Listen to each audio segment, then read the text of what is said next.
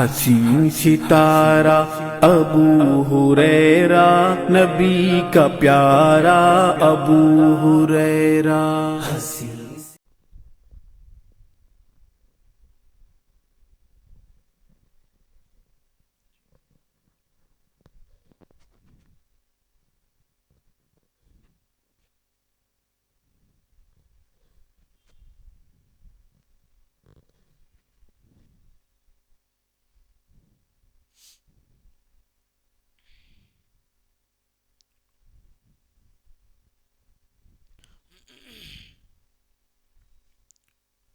السلام علیکم ورحمۃ اللہ وبرکاتہ۔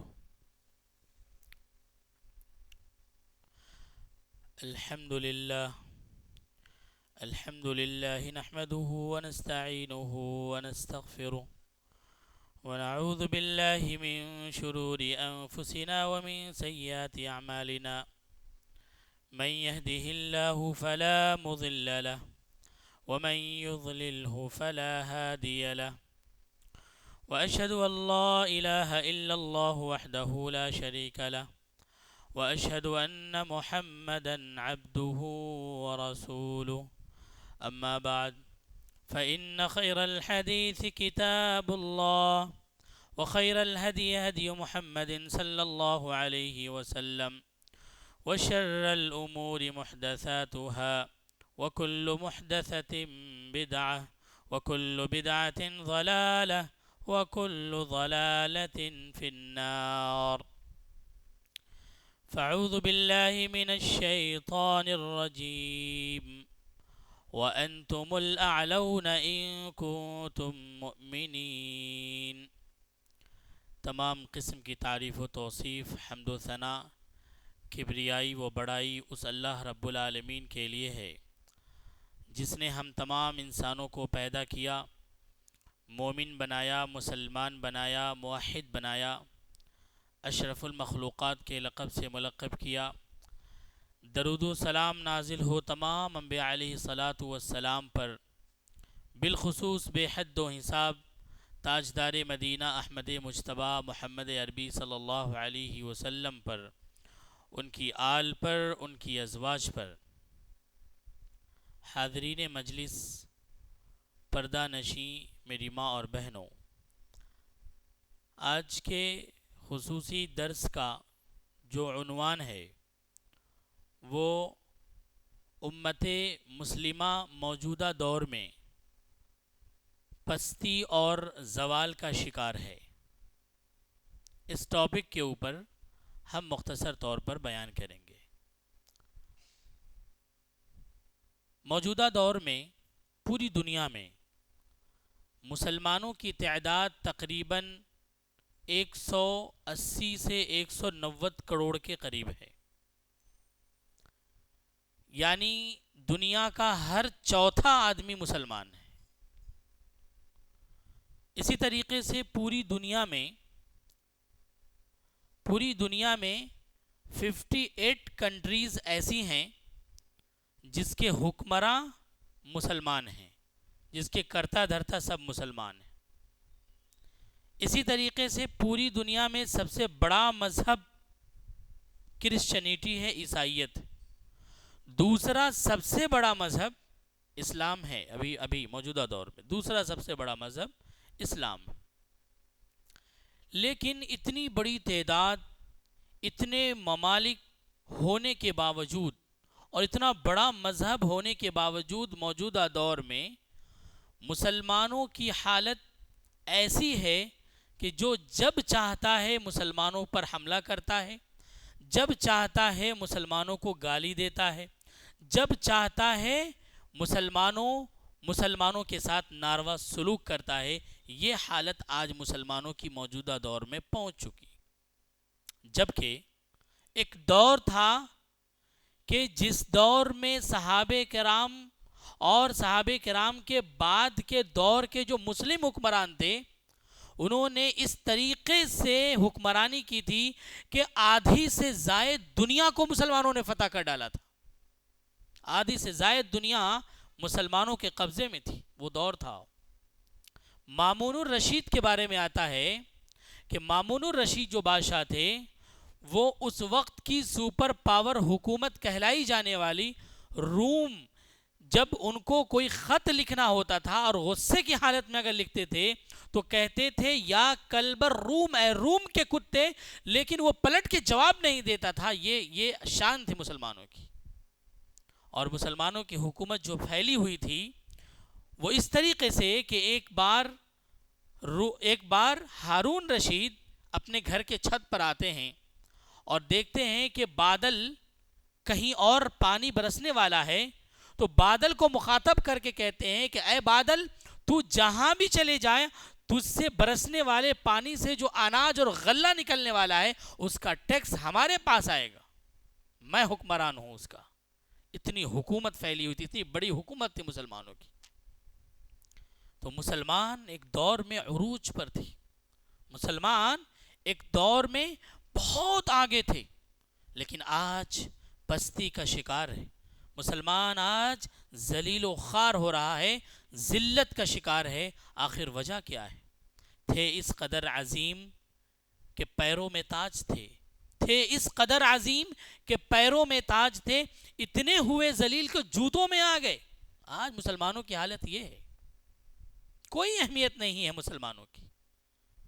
تو اس عروج سے اس زوال پر مسلمان اگر آیا ہے تو سبب تو ہونا چاہیے، ریزنز تو ہونے چاہیے. تجزیہ کاروں نے اس کے اسباب کے اوپر غور کیا کہ آخر کیا سبب ہے، کیا ریزنز ہے جس کی بنیاد پر آج مسلمانوں کی حالت یہ ہوئی. تو ریزنز یا اسباب جو ہیں دو طرح سے ہو سکتے ہیں، دنیاوی اسباب اور دینی اسباب. دنیاوی اسباب بہت سارے ہو سکتے ہیں. مسلمان تعلیم میں پیچھے ہے، مسلمان معیشت میں پیچھے ہے، مسلمان تجارت میں پیچھے ہے، اور بھی بہت سارے اسباب ہو سکتے ہیں. لیکن بحیثیت مسلمان ہمیں یہ غور کرنا ہے کہ ہم دینی اعتبار سے کہاں پر کھڑے. دینی اعتبار سے مسلمانوں کی حالت آج کیا ہے اس کے اوپر غور کرنا ضروری. تجزیہ کاروں نے جب تجزیہ کیا تو دینی اعتبار سے خاص طور سے 5 اسباب سامنے آتے ہیں، جن اسباب کے بنیاد پر 5 ریزنز ہے، جن ریزنز کے بنیاد پر آج مسلمان پستی میں ہے اور ذلیل و خوار ہو رہا ہے ہر جگہ. آئیے مختصر طور پر ہم دیکھیں گے. سب سے پہلا سبب مسلمانوں کے ذلت اور مسلمانوں کے رسوائی کا سب سے پہلا سبب کیا ہے؟ وہ یہ ہے کہ مسلمانوں کے پاس توحید تو ہے لیکن خالص توحید نہیں. مسلمانوں کے پاس توحید تو ہے لیکن خالص توحید نہیں ہے، توحید میں ملاوٹ. اللہ رب العالمین سورہ انعام کے اندر ارشاد فرماتا ہے الذین آمنوا ولم يلبسوا ایمانہم بظلم اولئک لہم الامن وہم مہتدون. اللہ تعالیٰ نے کہا کہ جو لوگ ایمان لے آئے اور اپنے ایمان میں انہوں نے ظلم نہیں ملایا، یعنی ایمان لائے اور انہوں نے ظلم نہیں کیا، اولئک لہم الامن، ان کے لیے کیا ہے؟ امن ہے، اور وہم مہتدون، اور یہ ہدایت یافتہ ہے. پتہ یہ چلا کہ اللہ کے نبی صلی اللہ علیہ وسلم نے جب کہا صحابہ کرام کو کہ جو لوگ ایمان لے آئے اور ایمان کے ساتھ انہوں نے ظلم نہیں کیا، تو صحابہ کرام نے کہا اللہ کے نبی ظلم سے کیا مراد ہے؟ ظلم تو ہر مسلمان کرتا ہے. جب قدم قدم پہ ہم سے گناہ ہو رہے ہیں اور جب ہم گناہ کرتے ہیں تو ہم اپنے اوپر ظلم کرتے ہیں، تو ظلم تو ہو رہا ہے، ظلم سے کیا مراد ہے؟ اللہ کے نبی صلی اللہ علیہ وسلم نے کہا ظلم سے مراد شرک ہے. ظلم سے مراد کیا ہے؟ شرک ہے. یعنی ایک شخص اگر وہ مسلمان ہو گیا، ایمان لے آیا اللہ پر، اور اس نے ظلم نہیں کیا یعنی شرک نہیں کیا، تو ایسے لوگوں کے لیے کیا ہے؟ امن بھی ہے دنیا میں، اور یہ لوگ ہدایت پر بھی ہیں. پتہ یہ چلا کہ ایمان کے ساتھ اگر کوئی شرک یا افعال یا اعمال کر رہا ہے تو اس کا ایمان رائے گا اور برباد ہو جاتا ہے. یہ حقیقت، یہ بات ذہن میں بٹھا لیجیے، چاہے وہ کوئی بھی ہو. ہمارے باپ کیوں نہ ہو، ہماری ماں کیوں نہ ہو، ہمارے رشتہ دار کیوں نہ ہو، اگر وہ ایمان کے ساتھ ساتھ یا مسلمان کہلانے کے ساتھ ساتھ وہ شرکیہ افعال کر رہا ہے، شرکیہ اعمال کر رہا ہے، تو وہ کیا ہے؟ وہ مسلمان نہیں ہو سکتا۔ اللہ تعالیٰ نے کیا کہا قرآن میں سورہ یوسف کے اندر؟ وَمَا يُؤْمِنُ أَكْثَرُهُمْ بِاللَّهِ إِلَّا وَهُمْ مُشْرِكُونَ۔ دنیا میں بہت زیادہ لوگ جو یہ دعویٰ کرتے ہیں کہ ہم مومن ہیں، وَهُمْ مُشْرِكُونَ، لیکن وہ مشرک ہیں۔ اللہ تعالیٰ نے کہا بہت سارے لوگ جو یہ دعویٰ کرتے ہیں ہم ایمان والے ہیں، اللہ کہتا ہے کہ وہ جو ایمان والے دعویٰ کرتے ہیں وہ لوگ مشرک ہیں، وہ لوگ شرک کر رہے ہیں۔ اس کی تفسیر کرتے ہوئے ایک مفسر کہتے ہیں اولئک من اولئک عبدۃ القبور الناظرون لها۔ اس سے مراد کیا ہے کہ لوگ ایمان کا دعویٰ کرتے ہیں لیکن مشرک ہیں؟ اس سے مراد یہ ہے، اس سے مراد وہ لوگ ہیں جو لوگ قبروں کے پجاری ہیں، جو لوگ قبروں پر جاتے ہیں، مزاروں پر جاتے ہیں، بزرگوں کے پاس جاتے ہیں، انہیں حاجت روا مشکل کشا تصور کرتے ہیں، ان سے امیدیں لگاتے ہیں، ان کے سامنے سجدے کرتے ہیں، یہ لوگ ان سے مراد ہیں۔ اور آج بالکل ایسا ہی آپ نظر دوڑائیے، آپ نظر دوڑائیں تو آپ کو پتا چلے گا کہ مسلمان ہیں، کہتے ہیں کہ ہم مسلمان، اور نماز بھی پڑھتے ہیں مسجد میں آ کر کے، لیکن وہ مزاروں پر بھی جاتے ہیں، چادریں بھی چڑھاتے ہیں، ان سے امیدیں لگاتے ہیں۔ مانگنا یہاں چاہیے، پریشانی اللہ کے سامنے رکھنا چاہیے، تو پریشانی اپنے وہ بزرگوں کے پاس یا قبروں کے پاس جا کر کے رکھتے۔ حاجت روا انہیں یعنی اللہ کو سمجھنا چاہیے، تو حاجت کو پوری کرنے والا بزرگوں کو سمجھتے ہیں۔ یہ لوگ کیا ہیں؟ اللہ کی نظر میں مشرک ہیں، ایسے افعال اور ایسے اعمال کرنے والے مشرک۔ میرے بھائیوں، لوگ آج امن کے متلاشی، ہر شخص چاہتا ہے کہ اس کی زندگی میں امن آئے، سکون آئے۔ اللہ تبارک و تعالیٰ نے قاعدہ اور قانون بتا دی، اگر تم امن چاہتے ہو، اگر تم سکون چاہتے ہو، تو پھر تم توحید کو مضبوط کرو، توحید کو خالص کرو۔ اگر تمہارا ایمان اللہ رب العالمین پر ہے تو خالص ایمان ہونا چاہیے۔ اگر خالص ایمان نہیں ہے، خالص بھروسہ اگر اللہ رب العالمین پر نہیں ہے، تمہارے اندر تقوی اگر نہیں ہے، تو یاد رکھو تم بے امنی اور بے چینی کے شکار ہو جاؤ گے۔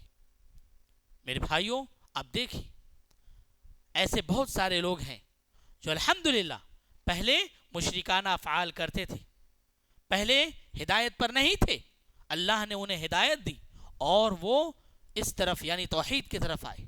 ان کے دل سے جا کر پوچھیے، آپ ان کی زندگی کا جائزہ لیجئے، آپ تو آپ کو پتا چلے گا وہ کتنے امن میں ہوتے۔ ایک بندہ جب چاروں طرف سے مایوس ہو کر کے، ہر طرف سے مایوس ہو کر کے، کٹ کر کے جب اللہ رب العالمین کی طرف آتا ہے، جب اللہ رب العالمین کو گہار لگاتا ہے، اللہ رب العالمین سے مدد مانگتا ہے، تو اللہ رب العالمین کی مدد بھی بڑی جلد آتی۔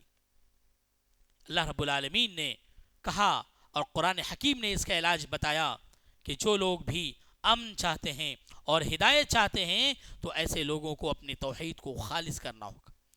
تو کیا کرنا ہوگا ہمیں؟ سب سے پہلے توحید کو خالص کرنے کے لیے توحید کو سمجھنا ہوگا، توحید کو جاننا ہوگا۔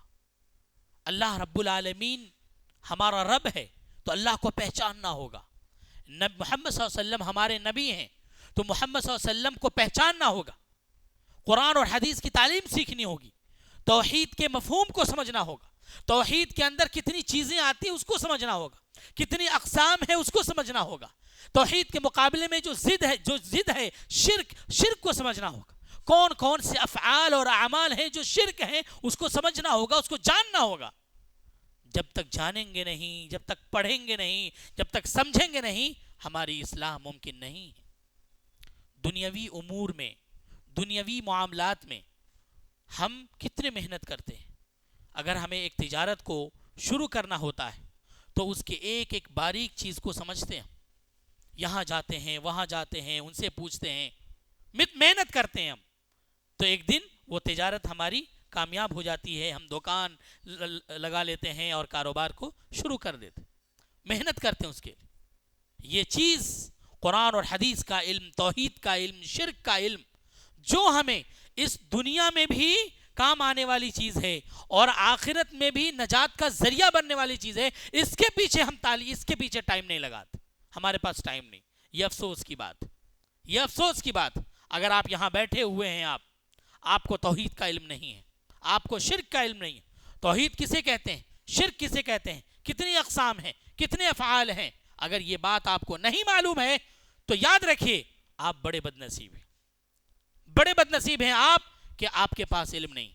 اللہ کے نبی صلی اللہ علیہ وسلم نے کہا طلب العلم فریضۃ علی کل مسلم، کہ ہر مسلمان کا علم حاصل کرنا فرض ہے. تو کیا مطلب فرض ہے کا کیا مطلب؟ فرض ہے اگر اس فرض میں کوتاہی کرتے ہیں تو اللہ رب العالمین پوچھنے والا ہے. تو کتنا علم حاصل کرنا فرض ہے؟ اتنا علم کہ جتنا کہ آپ کا عقیدہ درست ہو جائے، آپ کے اعمال درست ہو جائیں، آپ کے کردار درست ہو جائیں، اتنا علم حاصل کرنا ضروری. تو ہمارے اعمال اور ہمارے عقائد درست ہونے کے لیے توحید کا علم ہونا ضروری، شرک کا علم ہونا ضروری، اور یہ ضروری علم کو سیکھنا چاہیے آپ کو. اور اس کے لیے الحمدللہ مساجد میں انتظامات ہیں، ہمارے علماء ہیں، ان سے جا کر کے ملیے. دروس ہوتے ہیں، ان دروس میں شامل رہیے. آپ علماء کے پاس جائیے، سیکھیے. مول صاحب بتائیے توحید کسے کہتے ہیں، بتائیے شرک کسے کہتے ہیں. آپ بھول جاتے ہیں تو آپ لکھیے، نوٹ کریے، آپ موبائل میں نوٹ کریے، قلم کاغذ لیجئے، وہاں نوٹ کریے. 1 بار 2 بار 10 بار دیکھیں گے آپ کے ذہن میں وہ بات آ جائے گی. توحید کسے کہتے ہیں، کتنی قسمیں ہیں، شرک کسے کہتے ہیں اور شرک کی کتنی قسمیں ہیں. اس کے بعد آپ اس سے بچنے لگیں، آپ خود بھی بچنے لگیں گے اور آپ کے جو ماتحت میں رہنے والے جو لوگ ہیں ان کو بھی آپ بچانے لگیں گے. تو یہ علم سیکھنا ضروری ہے. آج مسلمان عروج پر تھے، آج پستی میں ہے، ذلت میں ہے. اس کی وجہ کیا ہے؟ مسلمانوں کے پاس توحید تو ہے، خالص توحید نہیں. اب ہم یہ کہیں گے کہ ہم تو توحید پر ہیں، ہم توحید پرست ہیں، ہم اچھے ہیں، لیکن آپ اکثریت کو دیکھیے، آپ اکثریت کو دیکھیے مسلمانوں کی حالت کیا ہے. نماز نہیں پڑھیں گے، روزہ نہیں رکھیں گے، اللہ کے جو حقوق ہے وہ ادا نہیں کریں گے، جو لوگوں کے حقوق ہے وہ ادا نہیں کریں گے، عقائد درست نہیں ہے، اعمال درست نہیں ہے. تو لوگوں کے یعنی اوورآل اگر دیکھا جائے کہ مسلمانوں کی حالت بڑی خستہ ہے، جس کی بنیاد پر اللہ رب العالمین ہمیں اس موڑ پر لا کر کھڑا کیا ہے کہ ہمارے معاملات سب خراب کر دیں. مسلمان عروج سے آج زوال میں آ چکا. تو پہلا سبب عروج سے زوال کی طرف کا پہلا سبب کیا ہے؟ توحید خالص نہیں ہے. تو اب ضروری یہ ہے کہ ہم اپنی توحید کو مضبوط کریں، توحید کو خالص کریں، اور اس کو خالص کرنے کے لیے ہمیں توحید کا علم سیکھنا ہوگا. اس کے بعد دوسرا سبب، مسلمان عروج پر تھے، مسلمان آج پستی میں ہے، ذلت اور رسوائی میں ہے. اس کا دوسرا سبب کیا ہے؟ دوسرا سبب قرآن حکیم سے دوری. قرآن حکیم سے دوری. آج مسلمان قرآن حکیم سے بہت دور ہو چکا ہے. اگر ہم آپ سے سوال کریں، آپ سے پوچھیں قرآن کتنے یاد ہیں آپ کو، یا میں یہ کہوں کہ سورہ فاتحہ آپ کو یاد ہے جو ہر رکعت میں پڑھتے ہیں، کیا مطلب ہے اس کا؟ سورہ فاتحہ میں اللہ تبارک و تعالیٰ نے کیا بیان کیا ہے؟ بہت سارے لوگ اس کا جواب نہیں دے سکتے. قرآن حکیم ہم نماز میں چھوٹی چھوٹی صورتیں پڑھتے ہیں، ان چھوٹی چھوٹی صورتوں کے معنی اور مفاہیم کیا ہیں ہمیں نہیں معلوم. ہم نے دن میں کتنے قرآن پڑھے، ہم ہفتے میں کتنے قرآن کی ہم نے تلاوت کی؟ نہیں کری. قرآن سے دور. آج مسلمان قرآن سے دور. نہیں قرآن پڑھنا آتا، نہیں ہم قرآن کو کھول کے دیکھتے، اور نہ قرآن کے مطابق عمل کر رہے ہیں. آئیے ایک حدیث دیکھتے ہیں. عن جبیر بن مطعم رضی اللہ تعالی عنہ قال كنا مع رسول الله صلى الله عليه وسلم بالجحفة فخرج علينا رسول الله صلى الله عليه وسلم فقال أليس تشهدون الله إله إلا الله وأني رسول الله وأن القرآن جاء من عند الله قالوا بلى قال فأبشروا فإن هذا القرآن طرفه بيد الله وطرفه بأيديكم فتمسكوا به فإنكم لن تهلكوا ولن تضلوا بعده أبدا. حضرت جبیر بن مطعم رضی اللہ تعالی عنہ راوی حدیث ہیں، یہ بیان کرتے ہیں ہم لوگ مسجد میں بیٹھے ہوئے تھے، صحابہ کرام بیٹھے ہوئے ہیں، اللہ کے نبی صلی اللہ علیہ وسلم آتے ہیں. فخرج علینا رسول اللہ صلی اللہ علیہ وسلم، نبی صلی اللہ علیہ وسلم آئے، درمیان میں بیٹھے اور آپ نے کہا لوگوں سنو الیس تشہدون اللہ الہ الا اللہ وانی رسول اللہ، کیا تم لوگ یہ گواہی دیتے ہو کہ اللہ کے علاوہ کوئی معبود نہیں اور میں اللہ کا رسول ہوں؟ وان القرآن جاء من عند اللہ، اور کیا یہ گواہی دیتے ہو کہ یہ قرآن یہ اللہ رب العالمین کی طرف سے نازل کردہ کتاب ہے؟ قالوا، سارے صحابہ کرام نے کہا بلا، کیوں نہیں، ہم گواہی دیتے ہیں کہ اللہ کے علاوہ کوئی معبود نہیں، اور ہم گواہی دیتے ہیں کہ آپ اللہ کے نبی ہیں، اور ہم گواہی دیتے ہیں کہ قرآن اللہ رب العالمین کی طرف سے نازل کیا گیا ہے۔ اللہ کے نبی نے کہا فابشروا، اب خوش ہو جاؤ، خوش ہو جاؤ۔ کس چیز کے لیے؟ اللہ کے نبی نے کہا ان القرآن جاء من عند اللہ فإن القرآن طرفه بید اللہ وطرفه بیدیکم، خوش ہو جاؤ اس بات سے کہ قرآن کا ایک سرا اللہ رب العالمین کے ہاتھ میں ہے، دوسرا سرا تمہارے ہاتھ میں ہے، فتمسکوا بہ، تم مضبوطی کے ساتھ پکڑ لو، اگر تم مضبوطی کے ساتھ پکڑ لو گے فإنکم لن تہلکوا، تم کبھی بھی ہلاک نہیں ہوگے، ولن تضلوا بعدہ ابدا، اور تم کبھی بھی گمراہ نہیں ہوگے۔ اس حدیث میں ہمیں یہ بتایا گیا ہے کہ قرآن بہت ہی پاورفل ہے ہماری زندگی کے لیے۔ اگر قرآن کو اگر ہم نے پکڑ لیا مضبوطی کے ساتھ، قرآن کو مضبوطی کے ساتھ پکڑنے کا کیا مطلب ہے؟ قرآن کو مضبوطی کے ساتھ پکڑنے کا مطلب یہ ہے کہ سب سے پہلے قرآن کا علم سیکھا جائے، قرآن کو سمجھا جائے کہ اللہ رب العالمین کیا کہہ رہا ہے قرآن مجید کے اندر، اللہ رب العالمین کا کیا پیغام ہے قرآن مجید کے ذریعے سے مسلمانوں کے لیے، وہ سمجھا جائے۔ اس کے بعد قرآن حکیم پر عمل کیا جائے۔ اگر کوئی پڑھتا ہے، سمجھتا ہے اور عمل کرتا ہے قرآن مجید کے اوپر، تو گویا کہ وہ قرآن مجید کو پکڑ لیتا ہے۔ اور یاد رکھیے، اگر ہم قرآن کو پکڑ لیے، قرآن کے ایک سرے کو اگر ہم نے پکڑ لیا، دوسرا سرا اللہ رب العالمین کے ہاتھ میں ہے۔ اگر ہم نے قرآن کو پکڑ لیا، اللہ رب العالمین ہمیں پستی میں نہیں جانے دے گا، اپنی طرف کھینچے گا، اللہ رب العالمین عروج کی طرف لے کے جائے گا۔ لیکن آج حالت یہ ہے ہم نے قرآن کو چھوڑ دیا ہے، قرآن کی تلاوت نہیں کرتے، قرآن کو سمجھنے کی کوشش نہیں کرتے، قرآن کے مطابق فیصلے نہیں کرتے، قرآن کے مطابق عمل نہیں کرتے۔ آج حالت مسلمانوں کی یہ ہو گئی کہ ہمیں اللہ رب العالمین نے دور کر دیا عروج سے۔ آج اللہ رب العالمین ہمیں پستی کی طرف لے گیا۔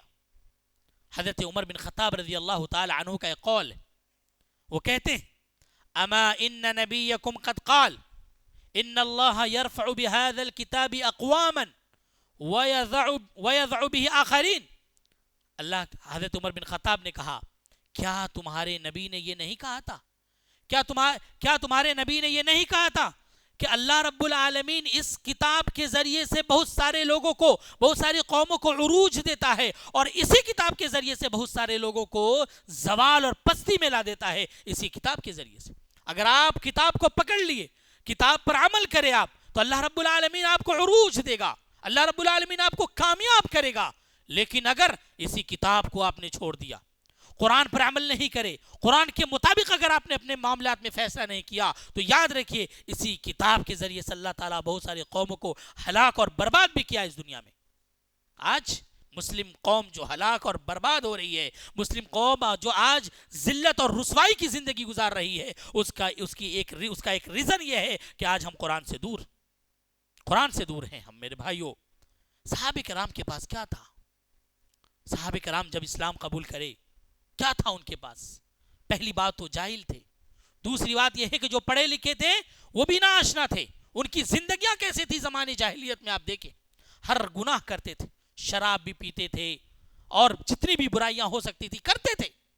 لیکن جب اللہ کے نبی صلی اللہ علیہ وسلم آئے، اللہ کے نبی صلی اللہ علیہ وسلم نے صحابہ کرام کو دعوت دی، انہوں نے اسلام قبول کیا۔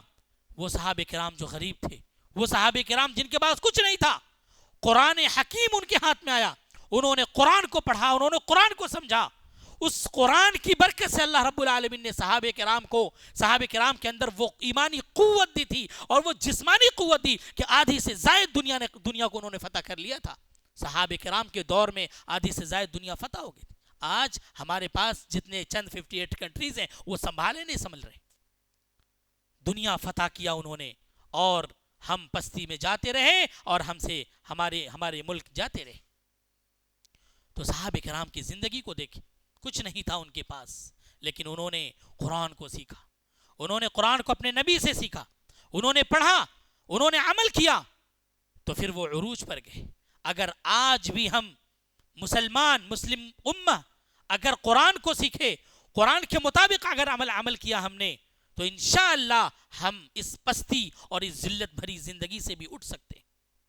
ہر شخص یہ کوشش کرے کہ وہ قرآن سے لگاؤ ہو، اسے قرآن سے محبت ہو، اسے اور محبت اس طریقے سے کہ قرآن کو وہ سیکھے، قرآن کو سمجھے۔ آج کتنے وسائل ہمارے پاس موجود ہیں، وسائل موجود ہیں ہمارے پاس، موبائل میں ایپس موجود ہیں، ویڈیوز موجود ہیں، ہر زبان میں قرآن کے ترجمے موجود ہیں، ہر زبان میں قرآن کی تفسیریں موجود ہیں۔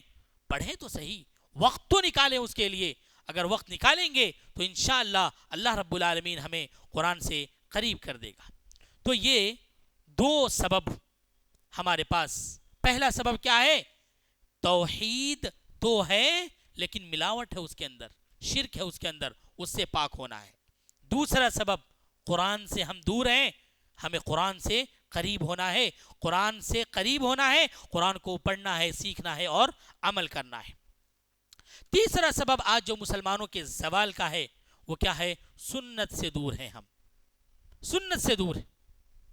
آج حدیثیں ہمیں یاد نہیں، حدیثیں یاد نہیں، اور یاد بھی نہیں ہے، نہ ہم پڑھنا سمجھتے ہیں، نہ پڑھنے کی کوشش کرتے ہیں، اور نہ حدیث کے مطابق عمل کر رہے ہیں۔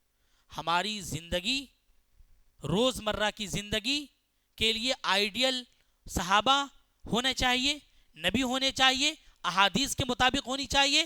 آج ہم آئیڈیل کس کو مان رہے ہیں؟ ہم اپنی زندگی میں یورپین کنٹریز کو، جتنی بھی تہذیبیں یورپین کنٹریز سے آ رہی ہیں، سب سے پہلے مسلمان اس کو قبول کر رہا ہے۔ یورپین کنٹریز سے پہننے سے لے کے، کھانے سے لے کر کے، اور روزمرہ کی جتنے بھی معاملات ہیں، جو تہذیبیں، جو تمدن وہاں سے آ رہی ہیں، فوراً ہم اسے اپنا لے رہے ہیں۔ اسی لیے سنت سے بہت دور ہے میرے بھائی۔ آئیے قرآن حکیم کی وہ آیت پڑھتے ہیں۔ اللہ رب العالمین نے کہا فَلْيَحْذَرِ الَّذِينَ يُخَالِفُونَ عَنْ أَمْرِهِ أَن تُصِيبَهُمْ فِتْنَةٌ أَوْ يُصِيبَهُمْ عَذَابٌ أَلِيمٌ۔ ڈرنا چاہیے، خوف کھانا چاہیے ایسے لوگوں کو جو لوگ سنت سے دور ہو رہے ہیں، جو لوگ حدیث سے دور ہیں، جو لوگ فرمان نبوی سے دور ہیں۔ ایسے لوگوں کو ڈرنا چاہیے، خوف کھانا چاہیے۔ کس چیز سے؟ کہ کہیں ایسا نہ ہو کہ وہ فتنے میں مبتلا ہو جائیں، اور ایسا نہ ہو کہ اللہ رب العالمین عذاب علیم سے دوچار کر دے ان کے اوپر۔ یعنی جو لوگ حدیث کے مطابق، نبی کے فرمان کے مطابق اگر زندگی نہیں گزار رہے ہیں، ایسے لوگوں کو دو چیزوں سے ڈرنا چاہیے۔ کس چیز سے؟ کہیں ایسا نہ ہو کہ وہ فتنے میں مبتلا کر دیے جائیں، اور کہیں ایسا نہ ہو کہ اللہ رب العالمین اچانک دردناک عذاب میں انہیں مبتلا کر دے۔ اس کی تفسیر کرتے ہوئے ایک مفسر جعفر ابن محمد کہتے ہیں کہ فتنے سے کیا مراد ہے؟ اگر لوگ سنت سے دور ہو جائیں، حدیث سے دور ہو جائیں، فرمان نبوی سے دور ہو جائیں، منمانی زندگی گزارنے لگیں، تو کہیں فتنے میں نہ مبتلا ہو جائیں۔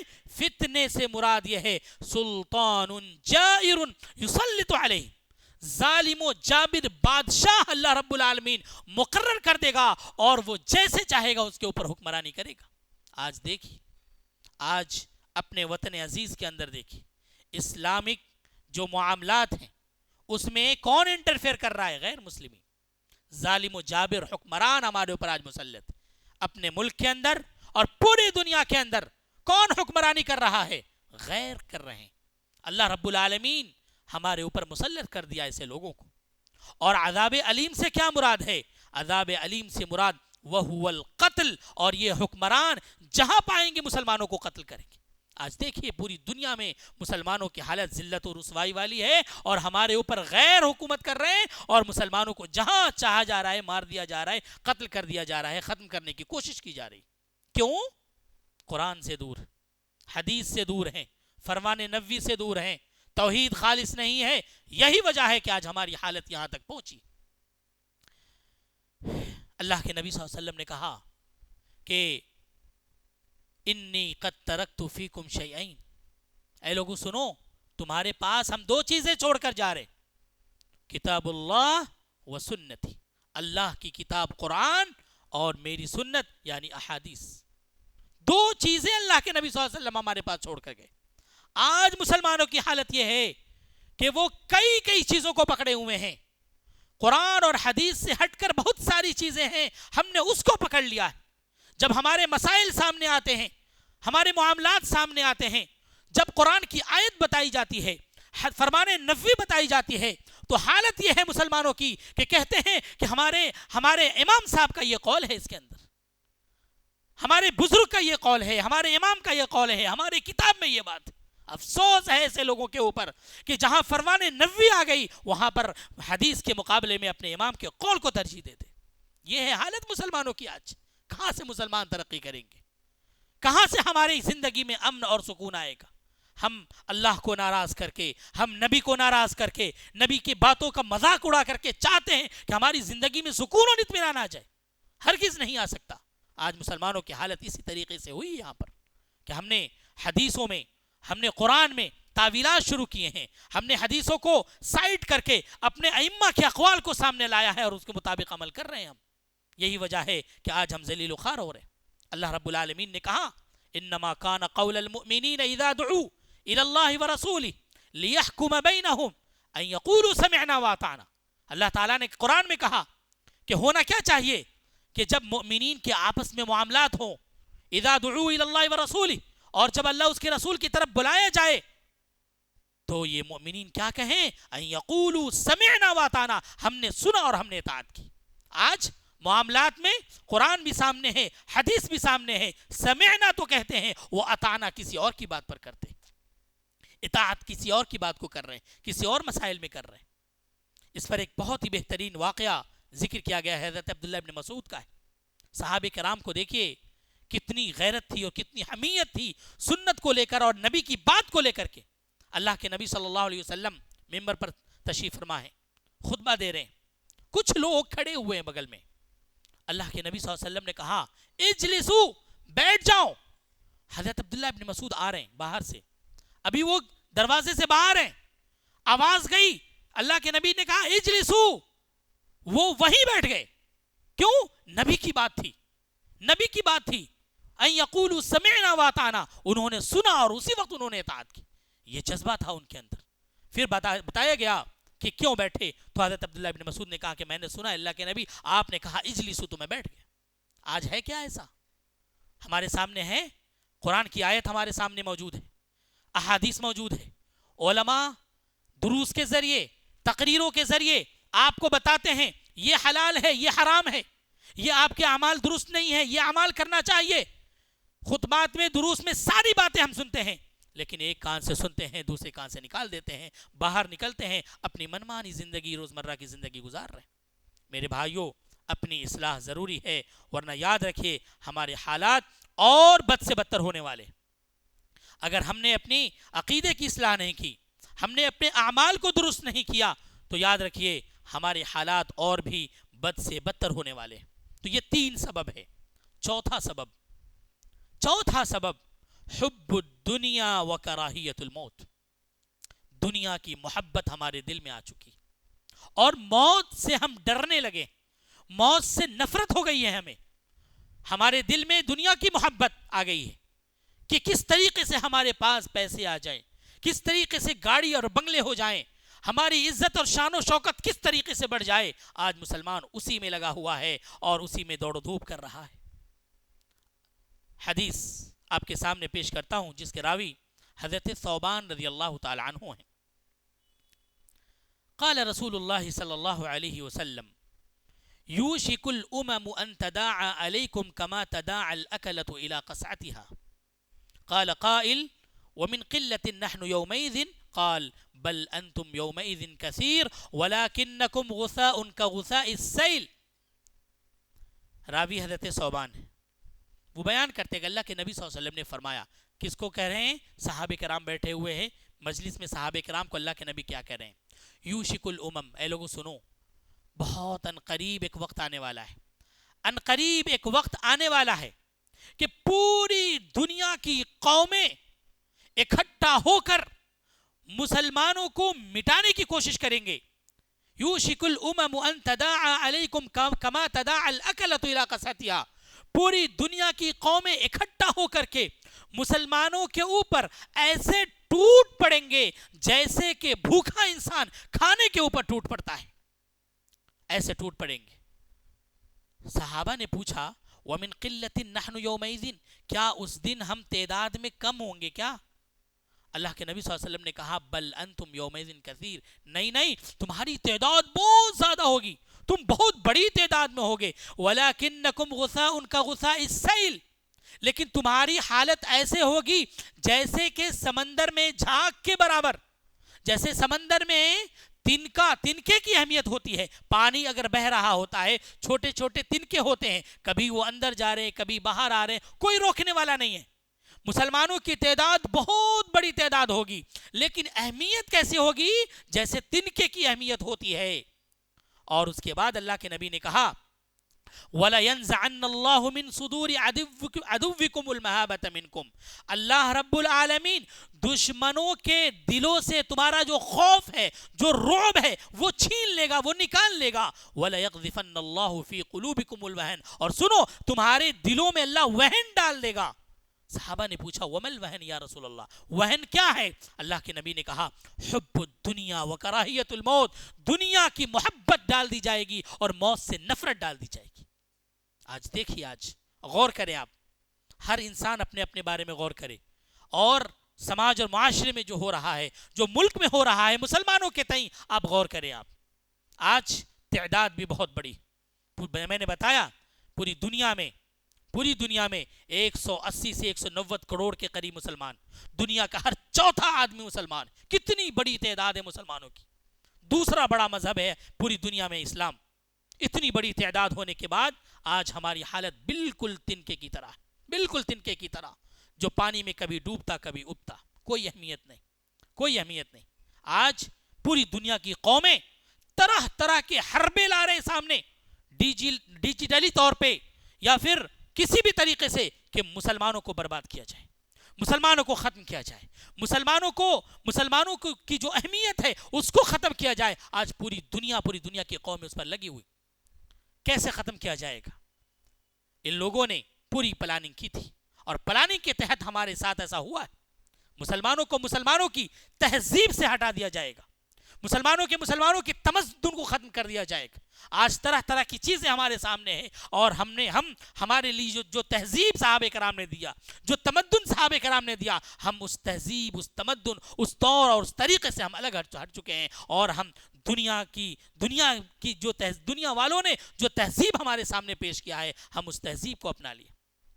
ہم اپنے گھروں میں رہتے ہیں، صبح سے شام تک جو ہمارے مسائل ہیں، ان سارے مسائل میں، کھانے پینے میں، پہننے میں، اوڑھنے میں، گفتگو کرنے میں، ہر معاملات میں ہم کس کو فالو کرتے ہیں؟ دوسرے لوگوں کو فالو کرتے ہیں، دوسرے قوموں کو فالو کرتے ہیں۔ ہم وہاں کبھی نہیں سوچتے کہ قرآن میں اللہ تعالیٰ نے کیا بیان کیا، اللہ کے نبی صلی اللہ علیہ وسلم نے کیا بتایا اس معاملات میں، کبھی جاننے کی کوشش کرتے ہیں؟ ہم نہیں کرتے۔ یہ حالت ہماری، اور یہاں پر حب الدنیا و کراہیت الموت جو ہے، کہ دنیا کی محبت ڈال دی جائے گی اور موت سے نفرت ڈال دی جائے گی، بالکل ایسا ہے۔ مسلمان موت سے ڈرنے لگا ہے، کہیں ایسا نہ ہو، کہیں موت نہ آ جائے، کہیں مر نہ جاؤں میں۔ میرے بھائیوں، یہ موت سے نفرت، یہ دنیا سے محبت ہمارے لیے بربادی کا سبب بن سکتی، اور بربادی کا سبب بن گئی۔ آج مسلمان عروج سے جو زوال کا شکار ہے، عروج سے جو پستی کا شکار ہے، اسی وجہ سے کہ دنیا سے محبت ہے، ہمیں کسی طریقے سے دنیا حاصل کر لیں، پیسے حاصل کر لیں، عزت حاصل کر لیں، آخرت جائے باڑ میں، ہم اسے کوئی فرق نہیں پڑتا۔ آج حالت ہے یہ۔ اسی لیے میرے بھائیوں، ضرورت اس بات کی ہے کہ ہم اپنے معاملات کو درست کریں۔ تو یہ 4 ریزنز ہیں، اور 5واں ریزن کیا ہے؟ تفرقہ بازی۔ آج مسلمان فرقوں میں بٹا ہوا ہے، جس کی بنیاد پر آج حالت یہ، ہم فرقوں میں بٹے ہوئے ہیں۔ اللہ رب العالمین قرآن مجید میں کہتا ہے وَاعْتَصِمُوا بِحَبْلِ اللَّهِ جَمِيعًا وَلَا تَفَرَّقُوا وَاذْكُرُوا نِعْمَةَ اللَّهِ عَلَيْكُمْ اذ کنتم اعداء فالف بین قلوبکم فاصبحتم بنعمته اخوانا۔ اللہ تعالیٰ نے کہا کہ اللہ کی رسی کو مضبوطی کے ساتھ پکڑ لو، اور اللہ کی رسی کیا ہے؟ قرآن اور حدیث۔ اللہ کی رسی کو مضبوطی کے ساتھ پکڑ لو، ولا تفرقوا، فرقوں میں نہ بٹو۔ کیوں؟ یاد کرو اس نعمت کو، واذکروا نعمت اللہ علیکم اذ کنتم اعداء، یاد کرو اس نعمت کو کہ جب اسلام آنے سے پہلے مسلمان آپس میں دشمن ہوا کرتے تھے، مسلمان آپس میں دشمن ہوا کرتے تھے، لوگ ایک دوسرے کو مارنے کے چکر میں رہا کرتے تھے، اذ کنتم اعداء، دشمن ہوا کرتے تھے، فالف بین قلوبکم، جب اسلام آیا انہوں نے اسلام کو قبول کیا، اللہ تعالیٰ نے ان کے دلوں میں محبت ڈال دی، فالف بین قلوبکم فاصبحتم بنعمتی اخوانا، اور ہم نے تم کو سب کو بھائی بھائی بنا دی۔ آج مسلمان اسلام کی بنیاد پر، کلمے کی بنیاد پر سب آپس میں بھائی بھائی ہیں، لیکن حالت کیا ہے؟ ہم فرقوں میں بٹے ہوئے ہیں، اور فرقوں میں بٹنے کی وجہ سے آج ہم ذلیل و خوار ہو رہے ہیں میرے بھائی۔ تو یہ 5 اسباب کی بنیاد پر آج مسلمان ذلیل اور رسوا ہو رہا ہے۔ چاہیے کہ ہر مسلمان اپنے اپنی حالت کے بارے میں غور کرے کہ کیا اس کا توحید صحیح ہے یا نہیں، خالص ہے یا نہیں، قرآن سے اسے محبت ہے یا نہیں، قرآن سے کتنا وہ قریب ہے، حدیث کے مطابق یعنی فرمان نبوی کے مطابق وہ زندگی گزار رہا ہے یا نہیں گزار رہا ہے۔ اگر وہ دنیاوی معاملات یا دنیاوی چیزوں میں لگا ہوا ہے اور وہ پیسہ کمانے اور تجارت میں لگا ہوا ہے، تو کیا ایسا تو نہیں ہے کہ اس کی آخرت تو برباد ہو رہی ہے؟ کہیں ایسا تو نہیں ہے کہ وہ دین سے دور ہوتا چلا جا رہا ہے؟ اور کہیں ایسا تو نہیں کہ وہ فرقوں میں بٹا ہوا ہے یا تفرقہ بازی کا شکار ہو چکا ہے؟